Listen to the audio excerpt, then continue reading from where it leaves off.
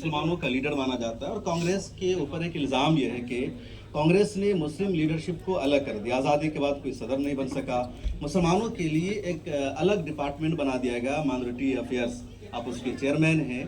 तो जो मेन कांग्रेस है उसमें क्यों लीडरशिप का मौका नहीं मिल पाता आपको, आप जैसे लोगों को? नहीं, पहली बात तो ये पूरी तरह से झूठ है।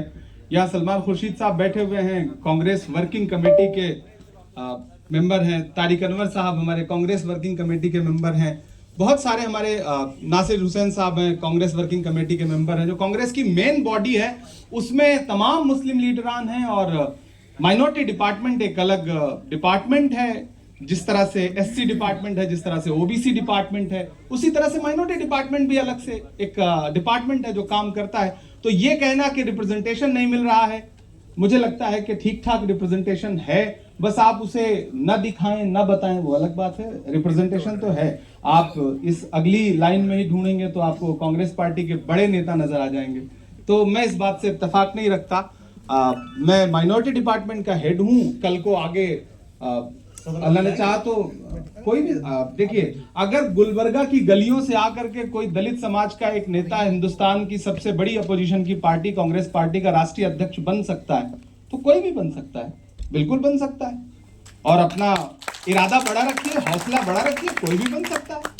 इमरान साहब, सोशल मीडिया पर आप एक्टिव रहते हैं, लगातार ट्वीट करते हैं, फेसबुक पर लिखते हैं, लेकिन जहां जहां बीजेपी की हुकूमत है वहां अगर मुसलमानों के साथ कुछ होता है तो आप बोलते हैं, आपके दूसरे लीडर्स भी बोलते हैं, लेकिन जहां आपकी सरकार है वहां कुछ होता है तो आप लोग खामोश हो जाते हैं। हिमाचल प्रदेश का दरअसल जहां जहां हमारी सरकारें नहीं हैं वहां हम सिर्फ बोल सकते हैं, कुछ करवा नहीं पाते हैं क्योंकि अपोजिशन को सुना नहीं जाता।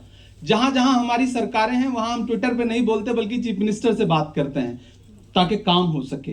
अब जैसे हिमाचल का मसला है, बहुत सारे लोगों के सवाल आएंगे कि हाँ हिमाचल में आपने क्या किया। संजौली मस्जिद का मसला था, वो इतना सेंसिटिव मामला था कि मैं ट्विटर पे और फेसबुक पर लिख करके कुछ भला नहीं कर सकता था। हालात ये थे कि वहां के वक्फ बोर्ड ने जब कोर्ट में जाने का फैसला किया तो वकील मिलना मुश्किल था, कोई खड़ा होने को तैयार नहीं था शिमला के हाई कोर्ट में।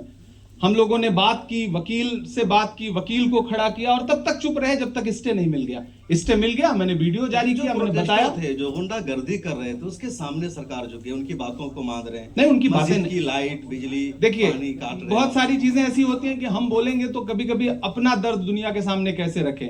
उस मामले को कोर्ट में ले जाने वाले कोई दूसरे संगठन नहीं थे, हमारे अपने लोग हैं।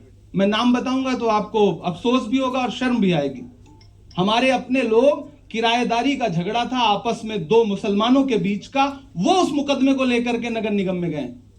बहुत सारी चीजें सड़क पर नहीं बताई जा सकती, माइक पर नहीं बताई जा सकती। उसकी जड़ में जो लोग हैं, अल्लाह माफ करे, अल्लाह खैर करे।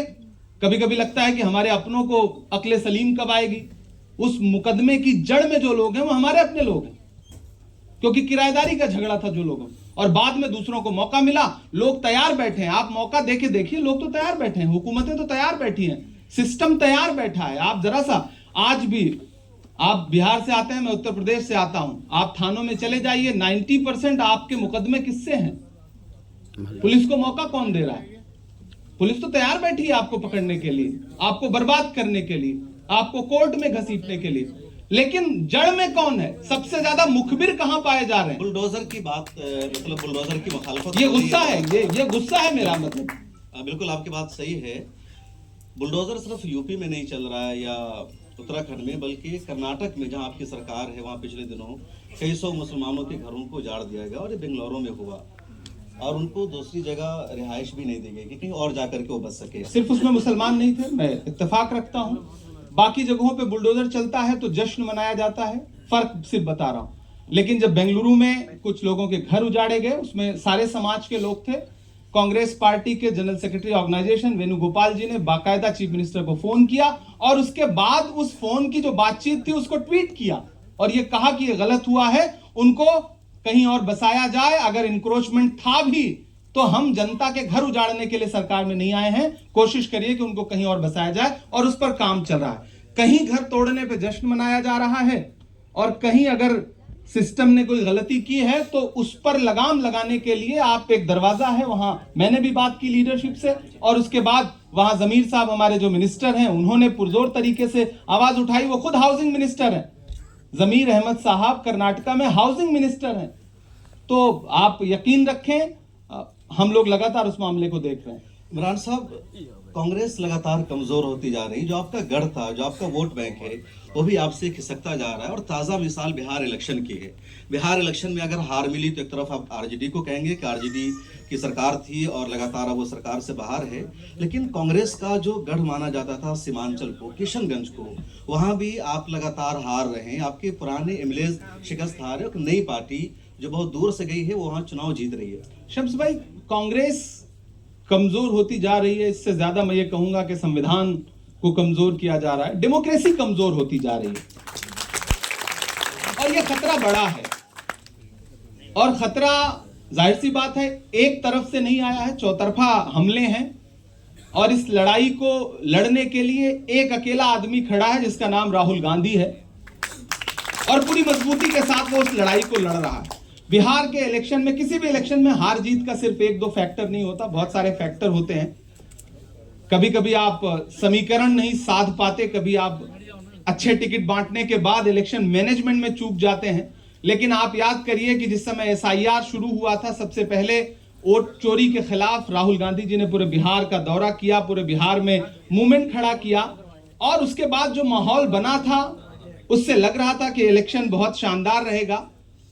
बाद में अलायंस को लेकर के थोड़ा सा दिक्कतें आई, लेकिन जिस सीमांचल का आप जिक्र कर रहे हैं वहां पिछली बार हम अमौर और बहादुरगंज 2 सीटें नहीं जीत पाए थे, हम इससे इत्तेफाक रखते हैं। हम इस बार भी वही दो सीटें नहीं जीत पाए। किशनगंज, लेकिन जो सिंबोलिज्म है किशनगंज, हम किशनगंज की सीट पिछली बार भी जीते थे, हमने इस बार ज्यादा मार्जिन के साथ उस सीट को जीता। तो जिनको वहां की आवाम सपोर्ट कर रही है, वोट कर रही है, आप उनको बीजेपी की बी टीम कह रहे हैं और वहां की जो आवाम है उनको ही अपना लीडर मान रही है। तो सीमांचल का फैसला आवाम करेगी, कौन लीडर बनेगा या कांग्रेस बिल्कुल करेगी? किसी भी जगह का फैसला वहां की आवाम करेगी। वहां की आवाम ने फैसला किया है। किशनगंज का सांसद कांग्रेस पार्टी का है, डॉक्टर जावेद साहब वहां के सांसद, तारिक अनवर साहब कटिहार के सांसद हैं, पूर्णिया के सांसद पप्पू यादव हैं। ये 3 सांसद तो कांग्रेस पार्टी के हैं। लेकिन तो आप देखिए हो क्या रहा है ना, भाजपा को पता है कि आने वाले दिनों में बंगाल का चुनाव है जी, तो कभी कभी छोटी सी जीत को बहुत बड़ी करके दिखाओ ना, मीडिया का खेल है वो। बाकी सियासत में चुनाव लड़ने का सबको हक है, लोग लड़ें। अभी जो इलेक्शन होगा 2026 में आसाम, बंगाल, केरला, और आपको केरला का प्रभारी भी बनाया गया है, तो आपको क्या लगता है कांग्रेस कहां अच्छा परफॉर्मेंस करेगी इस बार? नहीं, हमें पूरा यकीन है कि केरला में यूडीएफ एक तरफा थंपिंग मेजॉरिटी के साथ सरकार बनाने जा रही है। एक तरफा लोकल बॉडी इलेक्शन का रिजल्ट आप उठा के देख लीजिए, बहुत शानदार रिजल्ट है। और जितने सर्वे आ रहे हैं उसमें यूडीएफ सरकार बनाने जा रही है। इसमें आईयूएमएल हमारे साथ है। हम तमिलनाडु में 100% हमारी सरकार फिर से रिपीट होगी अलायंस की। असम हमारे लिए चैलेंज है और कांग्रेस पार्टी उस चैलेंज को पूरी मजबूती के साथ ले रही है। प्रियंका गांधी जी को वहां स्क्रीनिंग कमेटी का चेयरमैन बनाया गया है। असम में एक और चैलेंज है एआईयूडीएफ, मौलाना बदरुद्दीन अजमल की पार्टी। पिछली बार आप दोनों आपस में मिलकर चुनाव लड़ रहे थे, इस मर्तबा अलायंस होगा आपका उनके साथ? नहीं, अलायंस लोकसभा में टूट गया था और उस टूटने का अंजाम आपने देखा था। तो इस मर्तबा का मतलब अलायंस करना नहीं करना? मुझे नहीं लगता कि अलायंस के जिस तरह से कांग्रेस पार्टी वहां मजबूती के साथ अकेले अपोजिशन बन के खड़ी है और मुद्दों पर खड़ी है। गौरव गोगोई जिस तरह से शानदार काम कर रहे हैं, मुझे पूरा भरोसा है कि गौरव गोगोई आने वाले वक्त में वहां चीफ मिनिस्टर रहेंगे। इमरान भाई, आपको एआईएमआईएम के साथ अलायंस करने में दिक्कत है, यूडीएफ के साथ क्या दिक्कत है? क्या आप दोनों को भी एक विचारधारा की पार्टी समझते हैं? मैं प्रैक्टिकली, मैं तो लोगों से अक्सर आप घुमा फिरा के जिस सवाल पे ले जाना चाहते हैं, मैं सवाल पे आपसे सवाल पूछता हूं कि जो आज अलायंस के लिए कहते हैं कि कांग्रेस हमसे अलायंस कर ले, हमारा उनसे सवाल है कि वो अलायंस छोड़ के गए क्यों? वो तो 35 साल अलायंस में थे ना, 35 साल अलायंस में थे। जब मलाई काटने के दिन थे, जब सरकारें थी 2013 में, वो अलायंस छोड़ के गए क्यों? इस सवाल का सही जवाब दे दें, फिर हम सोचेंगे कि अलायंस लेना है। नहीं, आप जर्नलिस्ट हैं, आप बताएं ना, आपको क्या हम क्यों खत्म करेंगे? हम क्यों खत्म करेंगे? और आपको लगता होगा अभी जाकर के आप, अभी हालिया दिनों में एक बाई इलेक्शन हुआ था वहां पर जिस सीट से अजरुद्दीन साहब पिछले चुनाव में, तो आपकी पार्टी को सपोर्ट किया उन्होंने। तो आप क्यों कह रहे हैं कि वो अलायंस में नहीं है?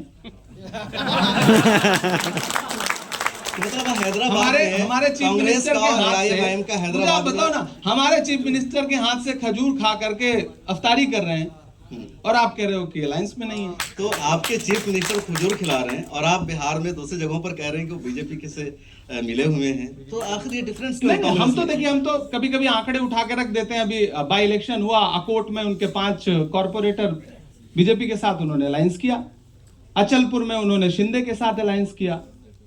अब बहुत सारे लोग यहाँ सोशल मीडिया की एक झूठी खबर देख के कहेंगे कि नहीं, मालेगांव में तो कांग्रेस पार्टी ने बीजेपी से अलायंस कर लिया। ये झूठ है, आपको बता दूं। मालेगांव में इस्लाम पार्टी के 35 कॉर्पोरेटर जीते हैं, कांग्रेस पार्टी के सिर्फ 3 कॉर्पोरेटर जीते हैं। तो ये झूठ फैलाया गया।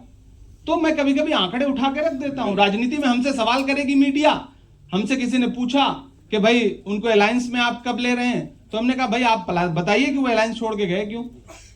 बिल्कुल। अच्छा, टाइम काफी हो रहा है, तो मैं अपनी टीम से कहूंगा कि माइक ऑडियंस में दीजिए और जिनको भी सवाल करना हो प्लीज हाथ उठाइएगा। हमारी टीम मौजूद है, वॉलंटियर्स मौजूद हैं, तो वो जिनको माइक देंगे प्लीज, है ना।